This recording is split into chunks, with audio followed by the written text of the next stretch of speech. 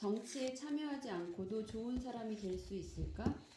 정치의 목적은 좋은 삶을 이루는 데 있다는 아리스토텔레스의 말이 옳다면 훌륭한 시민의 미덕을 가장 잘 발휘하는 사람이 가장 높은 공직과 영예를 차지할 자격이 있다고 쉽게 결론 내릴 수 있다. 하지만 정치는 좋은 삶을 구현하기 위해 존재한다는 그의 말이 과연 옳을까?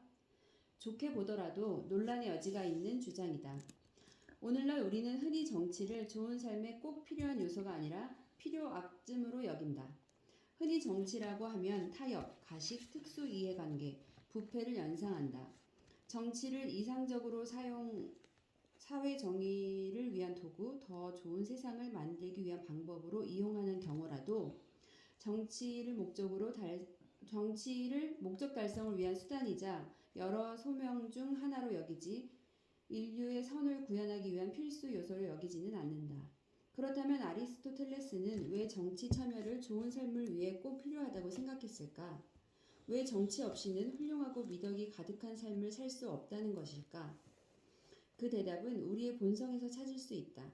폴리스에 살면서 정치에 참여할 때만이 우리는 인간으로서 본성을 충분히 발현한다. 아리스토텔레스는 우리를 꿀벌이나 그 밖에 무리지어 사는 다른 동물들보다 훨씬 더 정치적 연대를 하는 존재로 간주한다. 그가 그렇게 생각하는 이유는 이렇다. 자연은 어느 것 하나 헛되이 만들지 않는다. 그리고 인간에겐 다른 동물과 달리 언어를 유창하게 구사하는 능력이 있다. 다른 동물들도 소리를 내어 쾌락과 고통을 나타내지만 인간 고유의 특징인 언어는 단지 쾌락과 고통을 나타내는 데 그치지 않는다. 인간은 언어를 통해 무엇이 공정하고 무엇이 불공정한지 선언하고 옳고 그름을 구별한다. 우리는 이런 것들을 소리 없이 이해하지 않으며 말에 담아낸다. 언어는 선을 식별하고 고찰하는 매체다. 우리는 오직 정치 결사체를 통해서만 언어라는 인간 고유의 특성을 발휘한다고 아리스토텔레스는 주장했다. 들리겠지? 왜냐하면 우리는 폴리스에 있을 때만이 다른 사람들과 함께 정의와 부정의를 분별하고 좋은 삶의 본질에 대해 고찰할 수 있기 때문이다. 그는 정치학 1권에서 이렇게 언급했다. 이로써 우리는 폴리스가 선천적으로 존재하며 개인에 앞선다는 사실을 알 수 있다. 여기서 앞선다는 표현은 기능이나 목적의 의미로 앞선다는 뜻이지 시간 순서상 앞선다는 뜻이 아니다. 개인, 가족, 친족은 도시보다 먼저 존재했다. 하지만 우리는 폴리스에 살 때만 비로소 본성을 실현한다. 우리는 고립되어 자족할 수 없다. 언어 능력과 도덕적 사유 능력을 개발할 수 없기 때문이다. 고립된 사람, 이미 홀로 자족하여 정치 결사체의 이익을 나눌 수 없거나 그런 필요를 느끼지 못하는 사람은 폴리스의 일부가 아니며 따라서 그는 분명 짐승 아니면 신이다. 그러므로 우리는 언어 능력을 발휘할 때만 우리의 본성을 실현할 수 있으며 이 능력은 다시 타인과 함께 옳고 그름, 선과 악, 정의와 부정의를 고찰할 것을 요구한다. 하지만 왜 유독 정치에서만 언어력과 사고력을 발휘할 수 있다는 것일까? 왜 가족, 친족 또는 다른 모임에서는 그렇게 할 수 없을까? 이 질문에 답하려면 아리스토텔레스가 니코마코스의 윤리학에서 제시한 미덕과 좋은 삶에 대해 생각해 보아야 한다. 이 책은 주로 도덕 철학에 관한 것이지만 미덕의 습득이 시민이 되는 것과 어떤 관련이 있는지도 잘 보여준다. 도덕적 삶은 행복을 추구하지만 아리스토텔레스가 말하는 행복은 고통의 총합을 넘어서 쾌락이 극대화된 상태라는 공리주의적 행복이 아니다. 덕이 있는 사람은 올바른 것에서 쾌락과 고통을 느끼는 사람이다. 예를 들어 누군가는 투견을 보면서 쾌락을 느끼지만 우리는 이를 극복해야 할 악으로 여기지 진정한 행복의 원천으로 여기지 않는다. 도덕적 탁월성은 쾌락과 고통의 총합을 따져보는 데서 나오는 것이 아니라 그것을 구별하여 고상한 것에서 기쁨을, 비도덕적인 것에서 고통을 느끼는 데서 나온다. 행복은 마음의 상태가 아니라 존재의 방식이며 미덕에 부합하는 영혼의 활동이다. 하지만 미덕이 가득한 삶을 살기 위해서는 왜 폴리스에 살아야 하는 걸까? 집에서, 철학 수업에서 혹은 윤리에 관한 책을 읽고 그 내용을 필요한 곳에 적용하면서 건전한 도덕 철학을 배울 수는 없을까?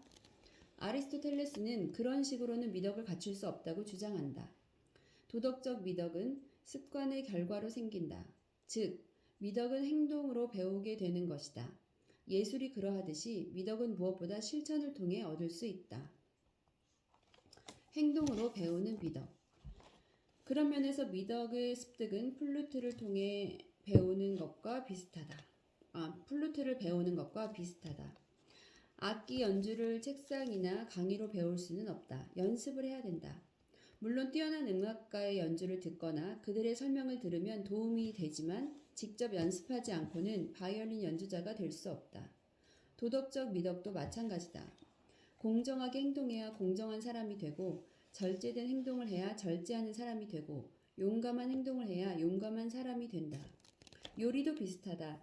요리책이 아무리 많아도 책만 읽어서는 훌륭한 요리사가 될 수 없다. 요리를 많이 해봐야 한다. 유머도 또 다른 예다. 유머 모음집을 읽고 웃기는 이야기를 모은다고 해서 코미디언이 될 수는 없다. 그래서는 코미디의 기본조차 익힐 수 없다. 속도, 타이밍, 제스처, 목소리 등을 연습하고 잭 베니, 조니 카슨, 에디 머피, 로빈 윌리엄스 같은 사람들의 연기를 많이 관찰해야 한다. 도덕적 미덕이 행동으로 배우는 것이라면 어떻게든 처음부터 올바른 습관을 길러야 한다. 아리스토텔레스는 이것을 법의 1차 목표로 보았다. 즉, 좋은 인격 형성으로 이어지는 습관을 기르는 것이다. 입법자들은 시민에게 좋은 습관을 심어주어 시민을 선하게 만들어야 한다. 이는 모든 입법자의 희망으로 그런 효과를 거두지 못하면 목적을 달성하지 못하는 셈이다. 좋은 헌법과 나쁜 헌법의 차이는 바로 여기에 있다. 도덕교육은 규칙을 퍼뜨리는 것이라기보다는 습관을 기르고 인격을 형성하는 것이다. 어렸을 때 어떤 습관을 기르느냐에 따라 적지 않은 차이가 생긴다. 사실 그 차이는 매우 커서 어쩌면 이때 모든 차이가 형성될 수도 있다.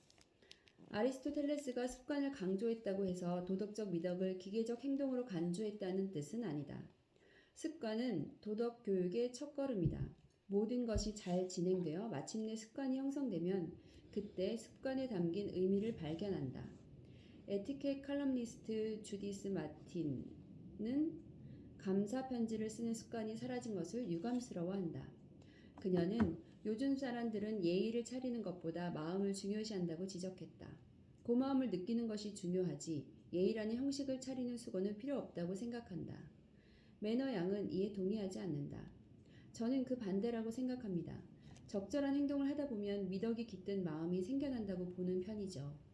감사 편지를 자주 쓰다 보면 감사하는 마음이 피어나는 것을 느낍니다. 이게 바로 도덕적 미덕에 대한 아리스토텔레스의 생각이다. 미덕이 깃든 행동을 하다 보면 미덕을 갖춰 행동하는 기질이 형성된다. 흔히 도덕적 행동이란 규율이나 규칙에 따라 행동하는 것이라고 생각한다. 하지만 아리스토텔레스에 따르면 이러한 생각은 도덕적 미덕의 두드러진 특징을 놓치고 있다. 올바른 규칙은 알고 있지만 그것을 언제 어떻게 적용할지는 모를 수 있다. 도덕교육은 어떤 상황에서 어떤 규칙을 적용해야 하는지 판단하는 법을 배우는 것이다. 어떻게 행동해야 하며 우리에게 선한 것이 무엇인가의 문제는 우리의 건강이 그렇듯이 늘 변한다. 의술이나 항해술이 그러하듯이 행위자 스스로 이 상황에는 어떤 행동이 적절한지 그때그때 파악해야 한다. 도덕적 미덕에 관해 일반화시켜 말할 수 있는 사실은 그것이 극단 사이의 중용이라는 점뿐이라고 아리스토텔레스는 말한다. 하지만 이러한 일반화가 그다지 도움이 못 된다는 사실을 그도 인정한다. 주어진 상황에서 중용을 가려내기란 쉬운 일이 아니기 때문이다. 중요한 것은 알맞은 사람에게 알맞은 정도로 알맞은 때 알맞은 동기를 가지고 알맞은 방법으로 옳은 일을 하는 것이다. 이는 습관이 필수적이긴 하지만 도덕적 미덕의 전부가 될 수는 없음을 의미한다.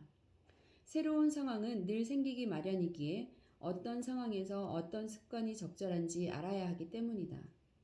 그러므로 도덕적 미덕에는 판단, 즉 아리스토텔레스가 실천적 지혜라고 칭한 지식이 필요하다. 과학 지식이 보편적이고 필연적인 것을 다루는 반면 실천적 지혜는 어떻게 행동하느냐에 관한 것이다. 실천적 지혜는 구체적인 상황을 인식해야 한다. 실천적 지혜는 실천과 관련된 것이고 실천은 구체적인 상황에 달려있기 때문이다.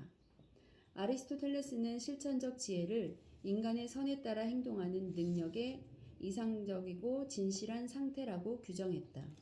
실천적 지혜는 정치적인 면이 내재된 도덕적 미덕이다. 실천적 지혜가 있는 사람은 자신뿐만 아니라 다른 시민들에게 그리고 인류 모두에게 무엇이 이로운지 심사숙고할 줄 안다.